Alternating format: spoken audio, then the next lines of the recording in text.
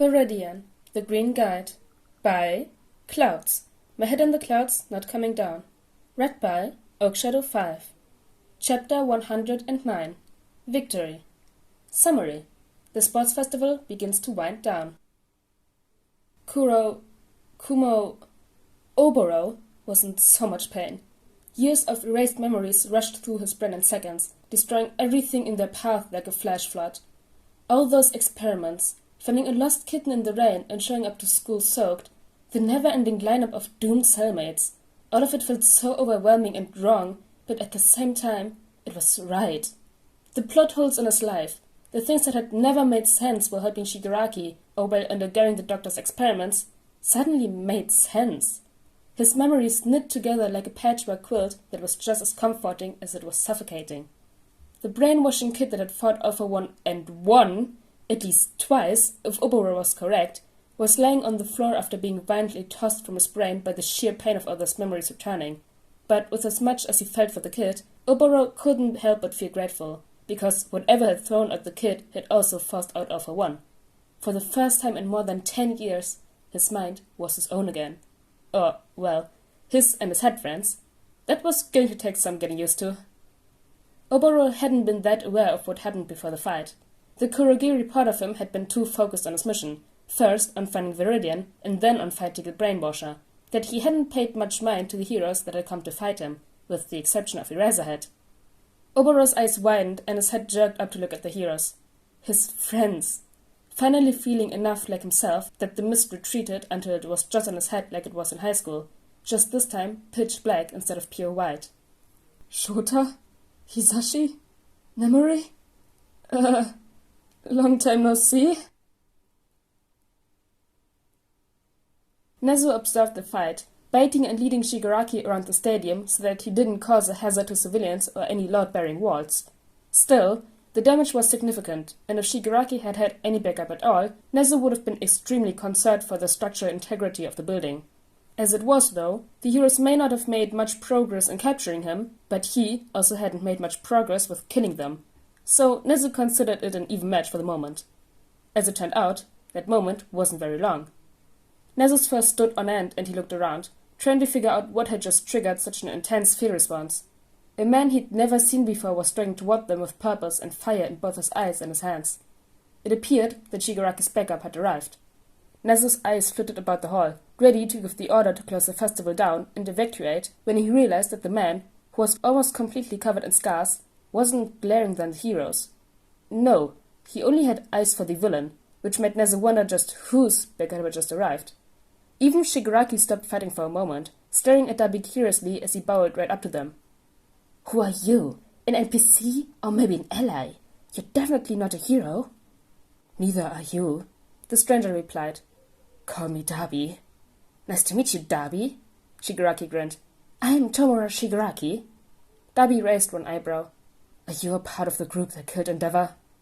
Shigaraki's grin got even wider. That was just a warm-up. We're gonna kill Orme too. Dabi nodded slowly, partially turning away before winding his arm back and punching Shigaraki straight in the jaw as hard as he could, knocking that stupid grin off his face in process. Shigaraki stumbled back, a look of enraged betrayal in his face. What the hell are you doing, you cheating little troll? Dabi glared at Shigaraki as he advanced. You talk like a gamer. Do you know what kill stealing is? Shigaraki scoffed and lunged forward. Of course I know what that is. I hate it. Dabi grabbed his wrists and lit his hands on fire. So do I. You know, Viridian, Ingenium panted.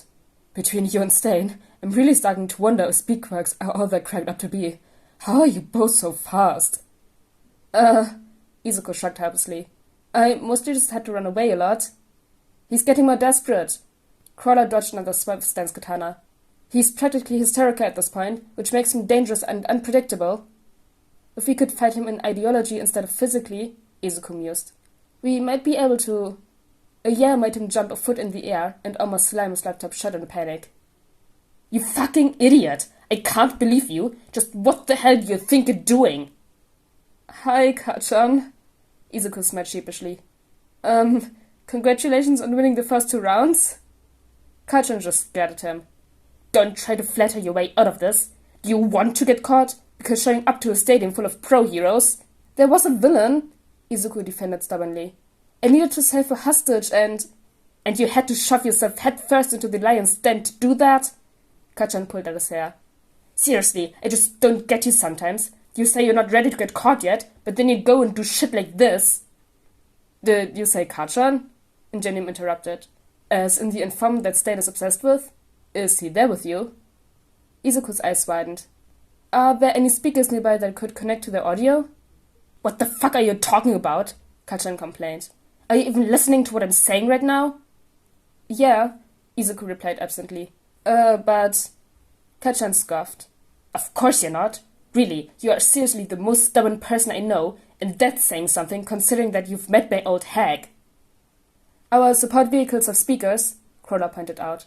At least one of the trucks should be close by now. Whatever you're gonna do, kid, just hurry it up already.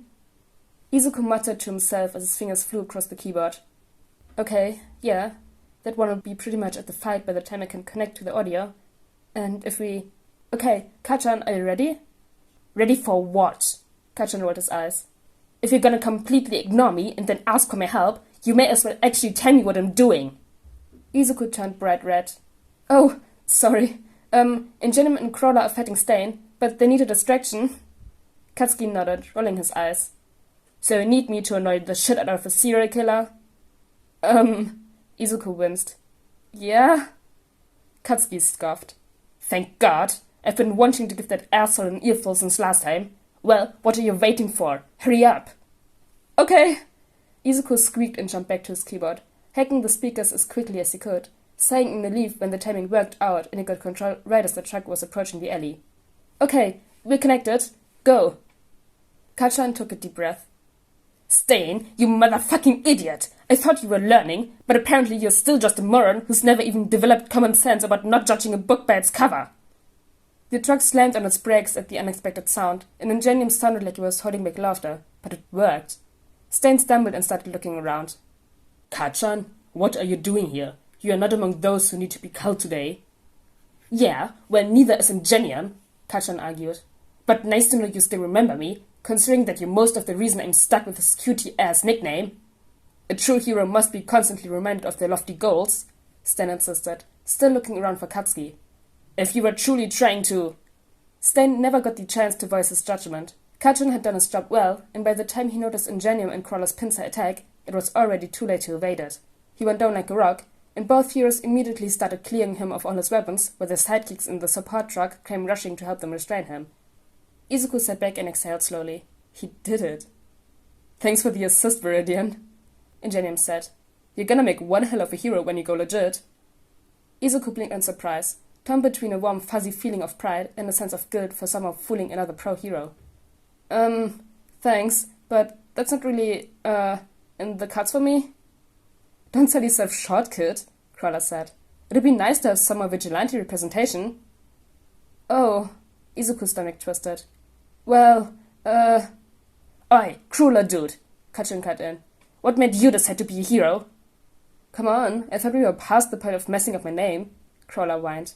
And do you mean like a legal hero, or just someone who saves people? Because for me, those were two different things. Kachan rolled his eyes, despite the fact that Crawler could only hear his voice, but it came across just fine in his tone. I mean the getting the license part, obviously. What made the difference? Well, it was kinda that give up or go to jail, Crawler shocked sheepishly. There were some villains, and things kinda came to a head, so I couldn't keep being a vigilante forever. It's not really a permanent gig. It's great while it lasts, but eventually we all have to move on to bigger and better things, right? It's just kinda how life works. Izuku had a lump in his throat as he hurried to end the call. Well, I'm glad I could help. Congrats on catching the hero killer. Kachan shot Izuku a look as he slammed the laptop closed. See?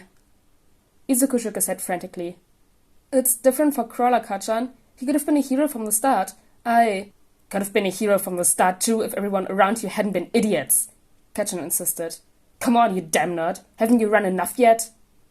Izuku packed up his laptop and turned away. Not quite.